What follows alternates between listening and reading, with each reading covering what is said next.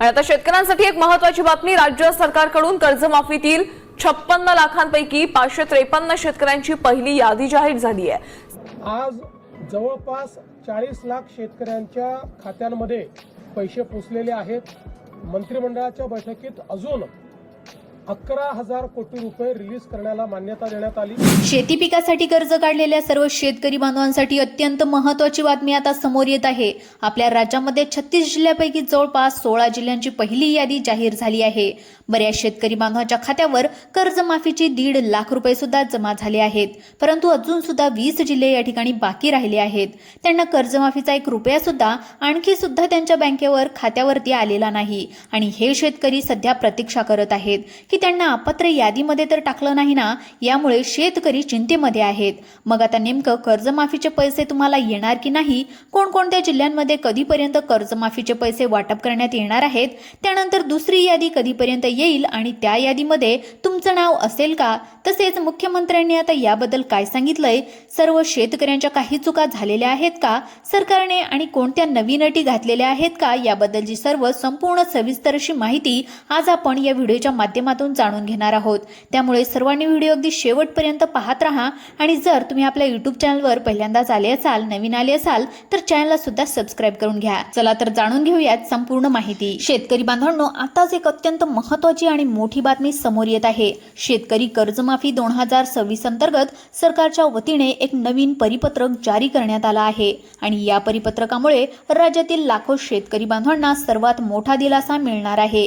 आजपासून ज्या शेतकऱ्यांच्या कर्ज रकमेमध्ये तफावत होती, ज्यांना ई-केवायसी करताना अडचणी येत होत्या, ज्यांना पात्र असूनही कर्जमाफीचा लाभ मिळत नव्हता, अशा सर्व शेतकरी बांधवांसाठी या परिपत्रकाने मार्ग आता मोकळा केलाय। 2 लाख रुपये कर्जमाफी मिळण्याचा मार्ग आता पूर्णपणे खुला झालाय। ही बातमी ऐकून संपूर्ण महाराष्ट्रातील शेतकरी बांधवांना आनंद झालेला आहे। कर्जमाफीची 17 लाख शेतकऱ्यांची पहिली यादी आल्याच्या नंतर अनेक शेतकऱ्यांना कर्ज रकमेमध्ये तफावत दिसली। अनेकांना ई-केवायसी करताना फार्मर आयडीचा प्रॉब्लेम आला, अनेकांना बायोमेट्रिकचा प्रश्न आला। या सर्व बाबी सरकारच्या निदर्शनास आल्या। त्याचबरोबर रेग्युलर कर्ज भरणाऱ्या शेतकऱ्यांना फक्त 50,000 रुपये अनुदान मिळत असल्यामुळे अनेक शेतकरी नाराज होते। त्यांनाही 2 लाख रुपये सरसकट मिळावेत, ही सर्व शेतकऱ्यांची मागणी होती। आता या सर्व प्रश्नांवर सरकारने नवीन परिपत्रकाद्वारे उत्तरे दिलेली आहे।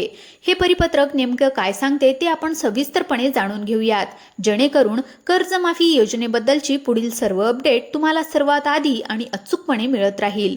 आता बघूयात हे महत्त्वाचं परिपत्रक। शेतकरी बांधवांनो, आज एक महत्त्वाचा प्रेस नोट म्हणजेच परिपत्रक जारी करण्यात आलेला आहे।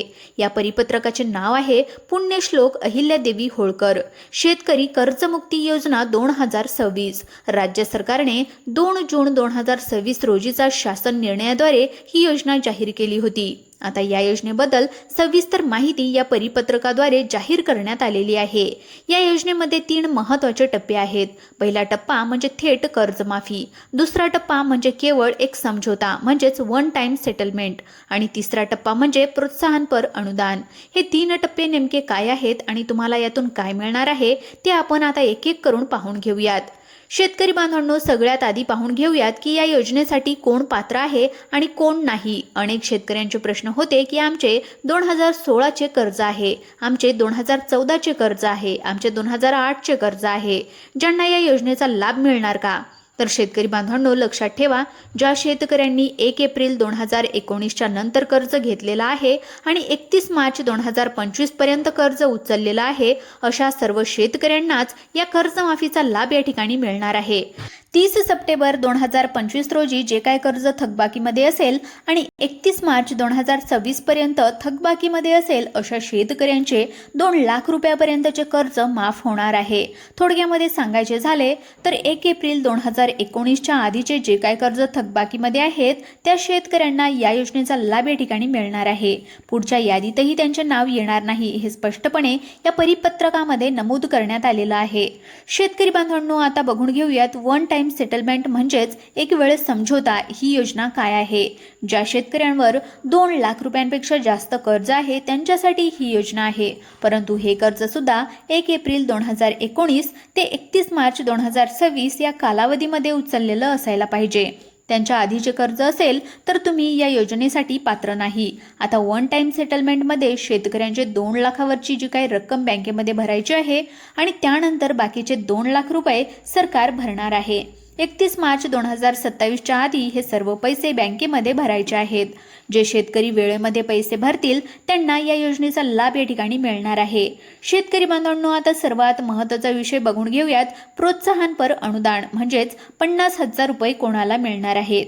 शेतकरी बांधवांनो, लक्षात ठेवा, जे शेतकरी नियमितपणे कर्जाची परतफेड करतात, रेग्युलर शेतकरी आहेत, त्यांना हे 50,000 रुपये मिळणार होते. परंतु त्यासाठी अट काय आहे? 2022 ते 2023, 2023 ते 2024 आणि 2024 ते 2025 या 3 वर्षापैकी कोणत्याही 2 वर्षामध्ये पीक कर्जाची उचल करून विहित मुदती परतफेड केलेली असायला पाहिजे. आणि त्याचबरोबर 2025 ते 2026 मध्ये सुद्धा पीक कर्जाची मुदती परतफेड करणे या ठिकाणी गरजेचं असणार आहे. म्हणजेच यावर्षी देखील कर्ज उचलून वेळेमध्ये परत करायचं आहे, तरच 50,000 रुपये मिळणार आहेत. शेतकरी बांधवांनो, आम्ही नेहमीच सांगत आलो आहोत की रेग्युलर शेतकऱ्यांवर अन्याय होत आहे. जे शेतकरी प्रामाणिकपणे कर्ज भरतात त्यांना फक्त 50,000 रुपये मिळतात आणि ज्यांनी कर्ज बुडवले त्यांना 2 लाख रुपये मिळतात. हे खरोखरच अन्यायकारक आहे. आम्ही ही मागणी सरकारपर्यंत पोहोचत राहू. रेग्युलर शेतकऱ्यांनाही 2 लाख रुपये मिळायला हवेत.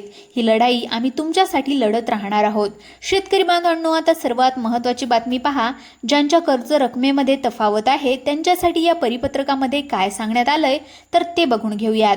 या योजनेची अंमलबजावणी महा-IT मार्फत विकसित केलेल्या संगणकीय प्रणालीद्वारे करण्यात आलेली आहे. यामध्ये जिल्हा मध्यवर्ती सहकारी बँकांकडे 10 लाख आणि इतर बँकांकडे 21 लाख कर्जदारांचा समावेश आहे.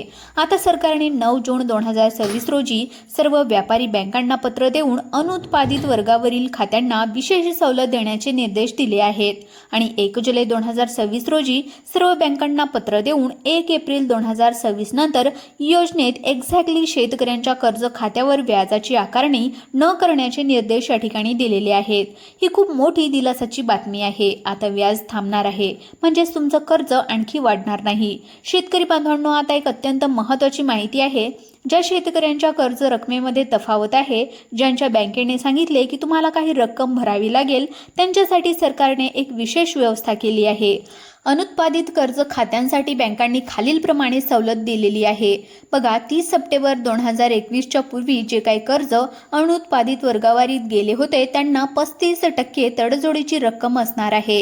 1 ऑक्टोबर 2021 ते 30 सप्टेंबर 2022 या कालावधीमध्ये गेले त्यांना 45%, 1 ऑक्टोबर 2022 ते 30 सप्टेंबर 2023 मध्ये गेले त्यांना 55%, 1 ऑक्टोबर 2023 ते 30 सप्टेंबर 2024 मध्ये गेले तर त्यांना 70% आणि 1 ऑक्टोबर 2024 ते 30 सप्टेंबर 2025 मध्ये गेले तर त्यांना 85%. शेतकरी बांधवांनो, याचा अर्थ काय आहे तर ते सोप्या भाषेमध्ये सांगत आहे. बघा, ज्या शेतकऱ्यांच्या कर्ज रकमेमध्ये तफावत दिसत आहे, म्हणजेच बँकेचे आणि सरकारच्या यादीतले आकडे जुळत नाहीत, अशा शेतकऱ्यांनी काळजी करण्याची अजिबात गरज नाही. ती तफावतीची रक्कम फक्त स्वतःच वन टाइम सेटलमेंट अंतर्गत भरेल आणि तुम्हाला शून्य बाकी म्हणजेच नील बाकीचा दाखला मिळेल. म्हणजे तुमची 2 लाखापर्यंतची कर्जमाफी कोणत्याही अडचणीशिवाय होणार आहे. या परिपत्रकाचे सर्वात मोठे वैशिष्ट्य आहे आणि यामुळेच लाखो शेतकऱ्यांना आज सर्वात मोठा दिलासा मिळाला आहे. शेतकरी बांधवांनो, परंतु एक महत्त्वाची समस्या अजूनही आहे. अनेक बँका सरकारचे आदेश ऐकत नाहीत. अनेक बँका शेतकऱ्यांना सांगतात की तुम्हाला ही रक्कम भरावीच लागेल, तुमचा प्रश्न आम्ही सोडवणार नाही. अशा बँकांशी आता तुम्हाला घाबरण्याची गरज नाही. तुम्ही हे नवीन परिपत्रक बँका अधिकाऱ्यांसमोर ठेवा. आजच हा प्रेस नोट दाखवा. हे परिपत्रक पाहिल्याच्या नंतर बँकेला तुमचे ऐकणं भागच पडेल. तुमची जी काही तफावतीची रक्कम आहे तर ती बँक स्वतः भरणार आहे आणि तुम्हाला नील बाकीचा दाखला मिळणार आहे. जर बँक तरीही ऐकत नसेल तर जिल्हा कृषी अधीक्षक कार्यालयामध्ये, जिल्हाधिकारी कार्यालयामध्ये तक्रार करा. शेतकरी बांधवांनो, आता एक अत्यंत महत्त्वाची माहिती. पुढची 14 लाख शेतकऱ्यांची यादी लवकरच जाहीर होणार आहे.